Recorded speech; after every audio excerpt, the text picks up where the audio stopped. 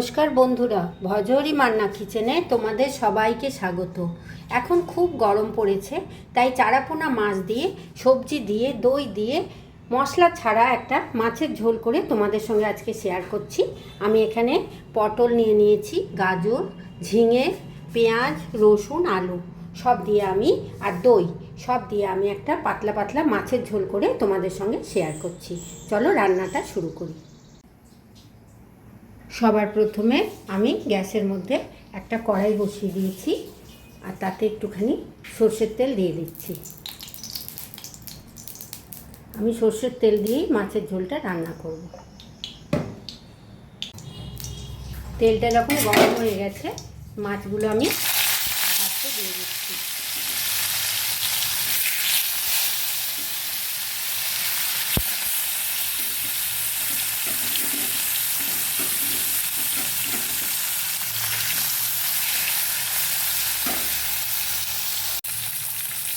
এক পিঠ ভাজা ভাজা হয়ে গেছে, মাছগুলোকে আমি উল্টে দিচ্ছি।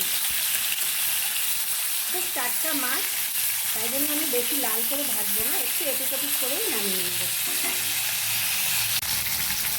মাছগুলো হালকা করে ভাজা হয়ে গেছে, এরপর আমি মাছগুলোকে তুলে নিচ্ছি।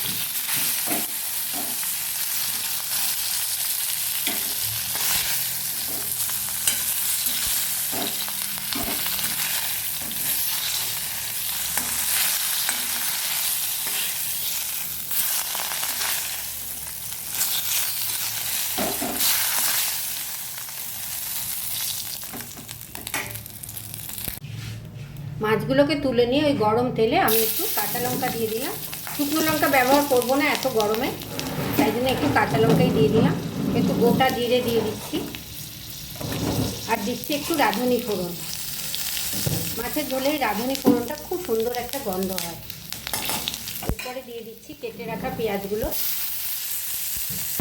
আর কেটে রাখা রসুন। এগুলো একটু ভালো করে নাড়াচাড়া করে ভেজে নেব, তারপর আমি সবজিগুলো ভাজবো। পেঁয়াজ, রসুন, কাঁচা লঙ্কা আর জিরে, রাঁধুনি সব একটু একটু ভাজা ভাজা হয়ে গেছে। এইবার আমি এর মধ্যে এই কেটে রাখা সব সবজি, গাজর, আলু, পটল, ঝিঙে সব দিয়ে দিচ্ছি। একটু ভালো করে নাড়াচাড়া করে নিচ্ছি।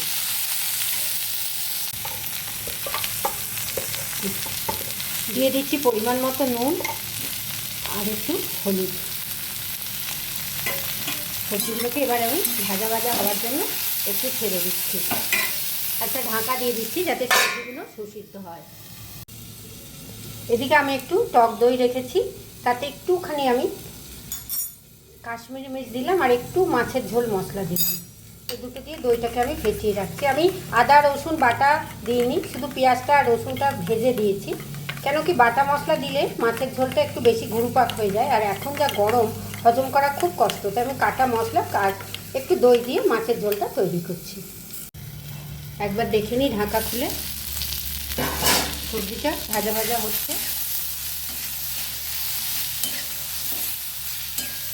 সবজিটা মোটামুটি 80% কুক হয়ে গেছে। এবার আমি এর মধ্যে এই দইয়ের মণ্ডটা দিয়ে দিচ্ছি।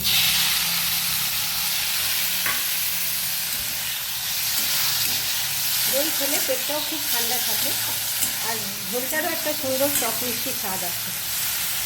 দই দিয়ে আমি নেড়ে নিচ্ছি।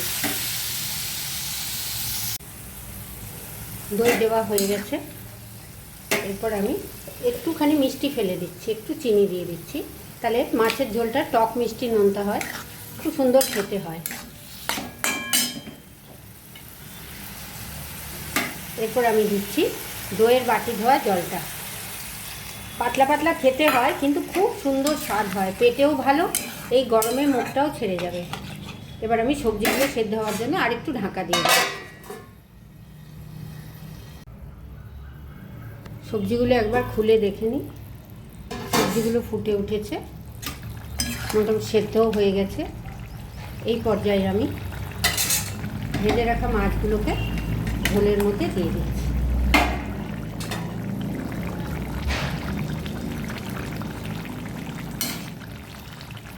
মাছগুলো একটু সেদ্ধ হয়ে যাক।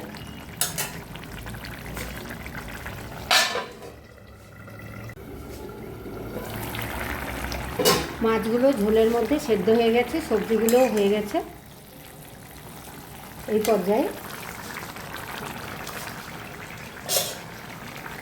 আমি একটু গরম মশলা দিয়ে দিলাম।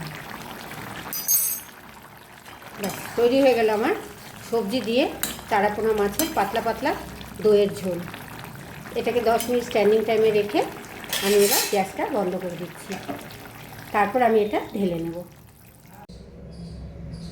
আমি মাছের ঝোলটা একটা প্লেটে ঢেলে নিয়েছি। তৈরি হয়ে গেল আমার গরমকালে খাবার একটা পাতলা মাছের ঝোল। যদি আমার ভিডিওটা তোমাদের ভালো লাগে অনেক লাইক শেয়ার কমেন্ট করো, সাবস্ক্রাইব করে বেল আইকন প্রেস করো।